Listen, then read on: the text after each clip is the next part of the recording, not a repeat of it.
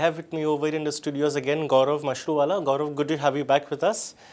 And in the last episode, Gaurav and I discussed the importance of why we need a will and who needs a will. And obviously, as you, Gaurav, we recollect, you are saying that, it's not just the rich or the people who think they have the money who needs the will. Everyone needs the will. So today, Gaurav, I would start by asking you as to how to make a will. And what are the ways to go about doing it? The actual document. The actual documentation. And but first question, let me ask you: do we need to, when you say that you need to document your assets and all on a piece of paper or whatever, we will discuss the modalities. But can the person not just say that this asset is yours, this asset is yours? Can he not verbally bequeath the assets and earmark the assets for the successors? So first is Kayezad, thank you so much, and Sakshi, thank you so much for calling me again and getting more into details, because one is that yes, viewers need to know why they have to make a will, but second is how, because this how part is also very, very important. Now on Kayezad's question on what he said is, can they just say, which is an oral will. Now oral will is only accepted in two instances. One is a soldier on a battlefront. Okay. Again, a soldier, if he is not on battlefield, then oral will is not accepted.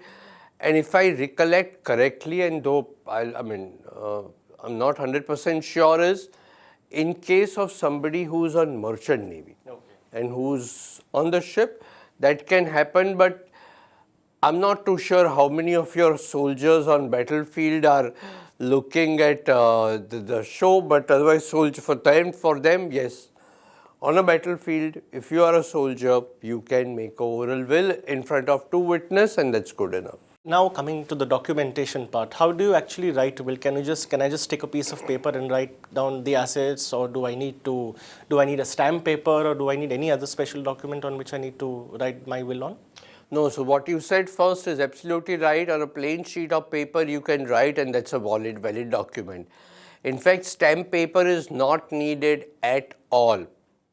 Stamp Act is very, very clear that writing of will does not require paying of any stamp duty. So we don't require a stamp paper to write a will.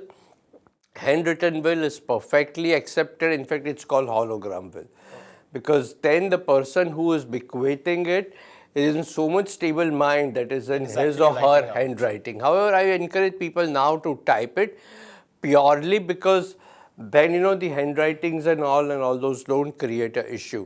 So writing a will and explicitly narrating it and defining and saying that who will get what assets is good enough. That is a will which is accepted by law.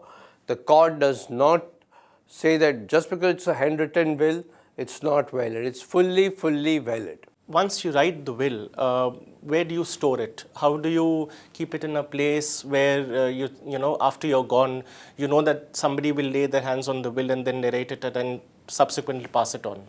So, well, again, law doesn't define anything, but ideally I would encourage people to keep it in a safe place. Number one, if you're comfortable, give it to all the beneficiaries. Okay. If you don't, while you are alive. But if you don't want to let beneficiaries know that you are the beneficiary, at least give it to the executors.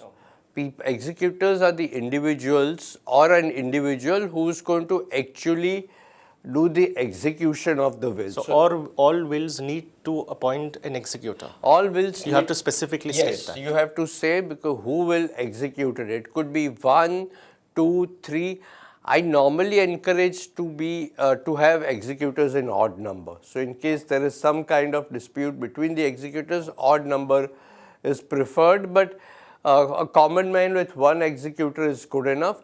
The only thing to keep in mind is ensure, or if possible, that none of the beneficiaries are executed. Yeah, that's what I was going to ask you. How do you pick an executor? There is a conflict of interest. How do you then pick an executor? Pick up an executor. Yeah, this is pretty interesting. These questions keep coming to me. Two things. One is the executor should be trustworthy, and second is capable. Of course. Now, only capable and not trustworthy is a very dangerous situation. And only trustworthy and not capable, again, is not done. So ensure that is there. Also, I encourage people that ensure your executor is younger than you. doesn't mean that. Of course. Yeah, but you Because the executor has to outlive you to Yeah. be able to narrate the will. Yes, and if something happens, then please change your will. Be very, very careful. But otherwise, any trustworthy friend or relative who is not beneficiary or who does not have directly or indirectly conflict of interest, as in, like, for example, if you are giving it to your daughter, then avoid making your son-in-law an executor. So to that extent, avoid, because then again there is a conflict of interest or vested interest. So otherwise, anybody could be an executor with sane mind, and law does not define who can be, who cannot be. Law only says that the person has to be sane mind as per medical terms. That's it. You said somewhere in your answer that you need to be prepared to change your will. So quickly, if you can tell us, like, what happens if you, let's say, if you're around 40s or 50s, and 10 years down the line the situation changes and you want to change your legal heirs, or you want to add one more, or you want to delete one more. Can you do that? Yes, absolutely. In fact, Wyatt in 40s or 50s, even older age, there was this person who had a hearing problem and used to go to a doctor regularly, and after some treatment he got his ear rectified. So doctor asked that your family must be very happy. He said, no, I haven't told my family that I can hear. I've just changed my will couple of times after my... Okay. So obviously you can change as many times as you want. But usually we financial planners recommend that visit your will, basically look at the document at least every 10 years, or as and when there is birth, marriage and death in the family. Because then the repercussions and equations do change. So keep visiting on regular basis, because then the new assets are created, some would have been liquidated, situations change. So keep visiting on regular basis. You can make as many wills as possible, but more the number of times you make a will, keep in mind that all those individuals who have the old copy preferably get it back. Okay. Because then there is no confusion. Will have a date You will have also. a date, yeah. Yes, but just ensure that happens. Okay. And a new animal we are hearing these days about called a video will.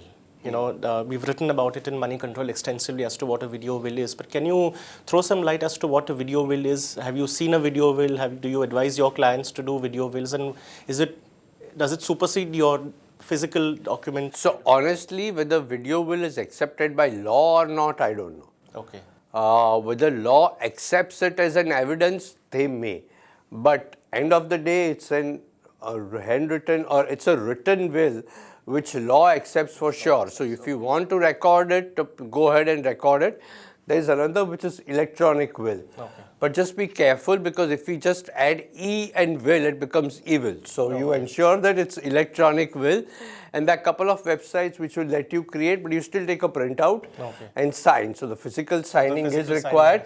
Okay. To that extent, even the video will does not have your physical signature. So till the time law is changed, the written will is the final document. Is the final document. Okay. Thank you so much, Gaurav, for your insights as to how to make a will.